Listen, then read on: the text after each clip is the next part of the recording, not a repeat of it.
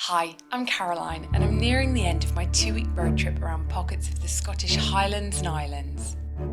So far in this series, I've let my hiking shoes hit the trails in Glencoe, on the Isle of Skye, in the Assynt region, and here in the Outer Hebrides. I've also successfully summited Ben Nevis too. To break up the hiking, I've done some typical sightseeing on the likes of the Jacobite steam train passing over the Glenfinnan Viaduct, Eilean Dornan, the Isle of Skye's Fairy Glen and Fairy Pools, and I've also taken a couple of boat trips to spot wildlife at sea. I've also enjoyed some downtime chilling with friends, tasting some of Scotland's fresh seafood, and been surprised with every bit of wildlife or farmers' livestock that we've managed to come across.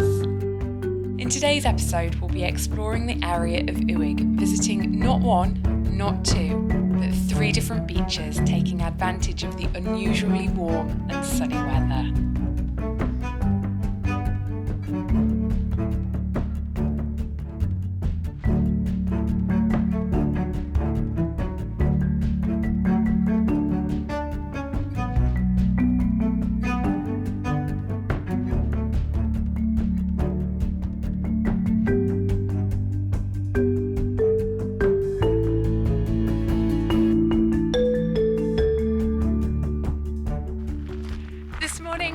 I've driven again west to the other side of the island to, I suppose, like a town area called Uig, and we have come to do a walk called the Uig Sands walk. It's only 4 kilometres long, so I definitely wouldn't be classing this as being a hike. The website that we've been using for much of this trip has a star rating, and there's a couple of 4-star hikes that we've done which so far have been my favourite, and this one is actually rated as 5 stars, the only 5-star that we're doing on this trip, so I'm very excited. We do have a fair bit of sun, my sunglasses are on, although it is still a little bit nippy. It's about 9 o'clock in the morning, but I'm hoping that later on it might warm up and hopefully the fleece can come off and I can actually wear my t-shirt on holiday.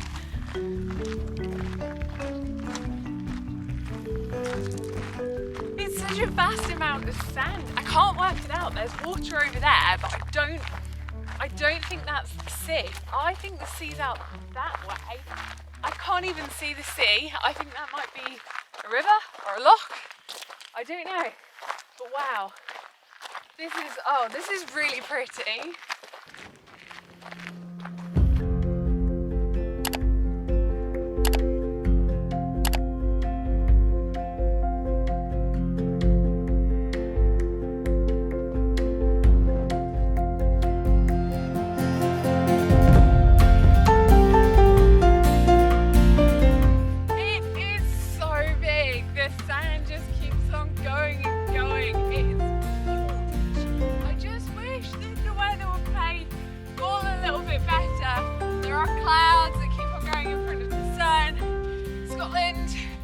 Letting us down on the weather front. I'm such a Brit. I want sun and I want warmth on my holidays, and I'm like, come on, last full day of the holiday. The weather forecast was supposed to look good, but there is a bit too much cloud for my liking. But it's coming. We're getting a little bit of sunshine. Hey! This is just spectacular. I think there's like a family right over there. But other than that, we have this whole expansive beach to ourselves. And we get a little bit of sun. But I can see a cloud. It's going to go behind it in just a second.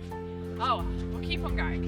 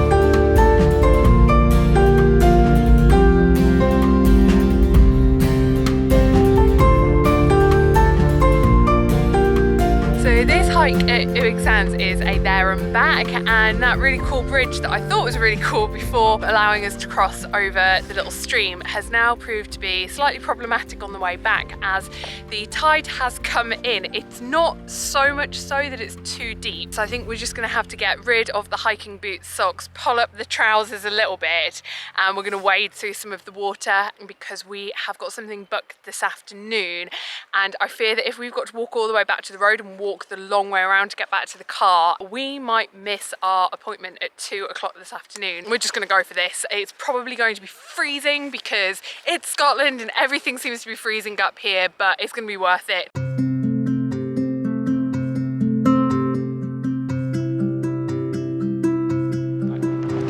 Oh my goodness, yeah, that is freezing. Oh, I would not want to go swimming in the sea.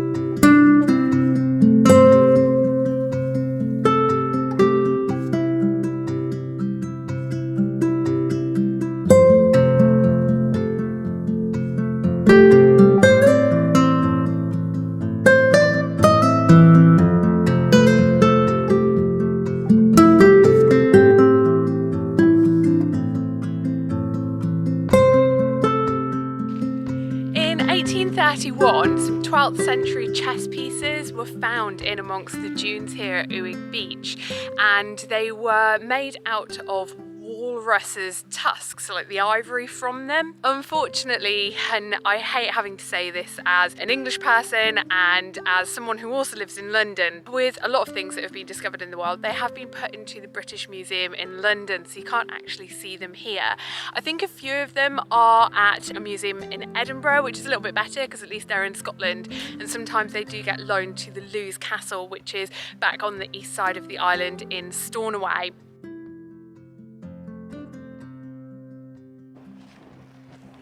So the t-shirt weather was a little bit short-lived because we've come about 5 minutes up onto the coastal sea cliffs to yet again another place that I'm struggling to pronunciate, but I think it might be Mangersta, and there's a pretty beach, but I think there's also a coastal cliff top walk looking down onto some pinnacles, and naturally the wind has just picked up.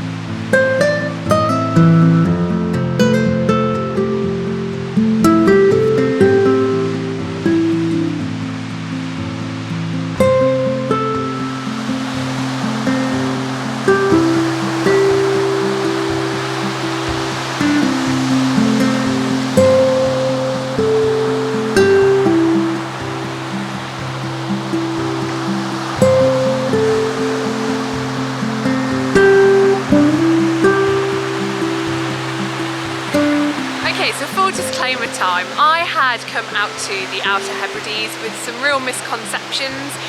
I genuinely had thought that the landmass, Harris in the south, Lewis in the north, was broken down into amazing beaches on the Isle of Harris and more of the history on the Isle of Lewis. And I've actually been really surprised and really taken away by the beauty of some of the beaches that Lewis has got. We're staying with a local person just on the outskirts of Stornoway, and we said to him last night, oh, the weather forecast looks really good tomorrow, so it's going to be very much a beachy day. And even his response was, oh, so you guys are going to be heading back down to the Isle of Harris? And we said, oh no, we've been advised to go over to Uig where there's some beaches. And then he went on to say, oh yes, yeah, you know, they're lovely over there. But I think it might be a misconception that other people have, but we've come to this beach here at the place that I can't pronounce. We have it completely to ourselves.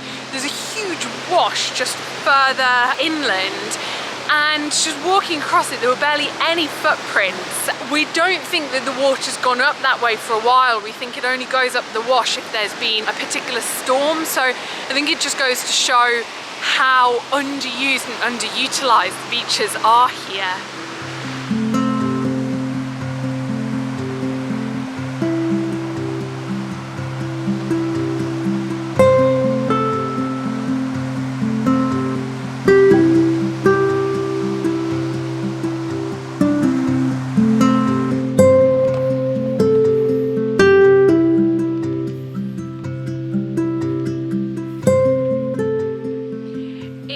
Officially lunchtime, in part because my tummy is rumbling, so we just figured what better place to sit and have a picnic lunch on a deserted beach that we have completely to ourselves. So we've brought along some, it's just like ham, egg and salad sandwiches. We are finding that places are so far and few between anyway. I think some days it probably would be wise to bring out lunch with us, but then when you throw in COVID-19 and the fact that there's quite a few businesses that still haven't opened, I don't actually know where we would have been able to buy lunch from today had we not brought stuff. So I'm not complaining, it keeps the costs down, but it just means that it's not quite as exciting as the Sam's Seafood Shack a few days ago when we were right down in the south of Harris.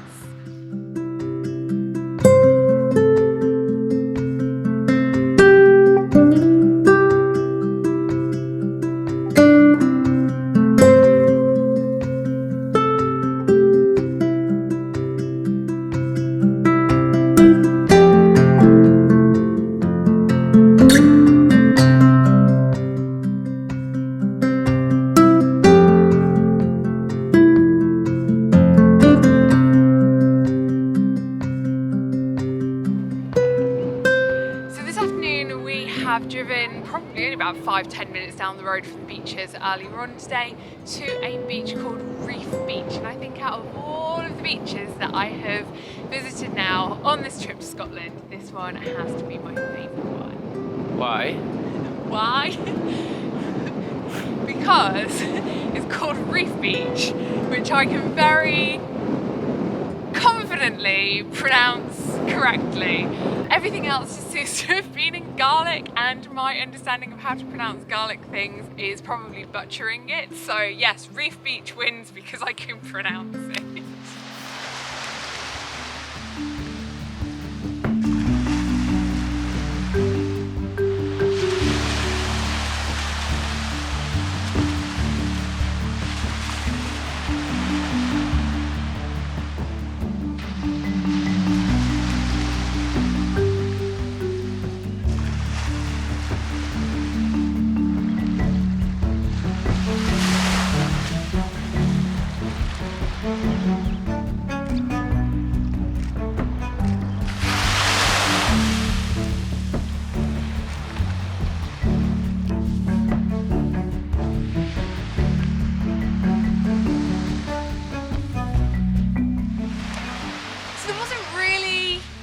Designated walk to do here at Reef Beach. It was just a case of coming down to the beach, and because it was so long, we've just walked along the length of it. It's been absolutely stunning. There's been a few families, a couple of dogs, but generally speaking, for a beach this large, it's beautifully quiet.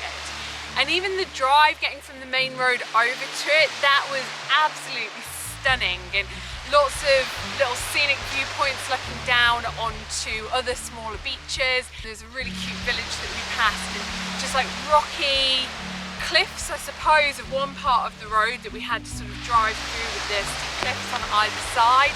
It's just a really, really stunning part of the island. Time is pressing on a little bit now, so I think we're gonna head back to the car so we can get back to the Stornoway area without us eating dinner really, really late and me becoming super hangry. Whilst I might be coming towards the end of my trip in Scotland, there's still one visit to a whisky distillery, followed by me trying the stuff for the very first time, still to come. If you haven't done so already, be sure to hit that subscribe button so you can join me in my Scottish adventures.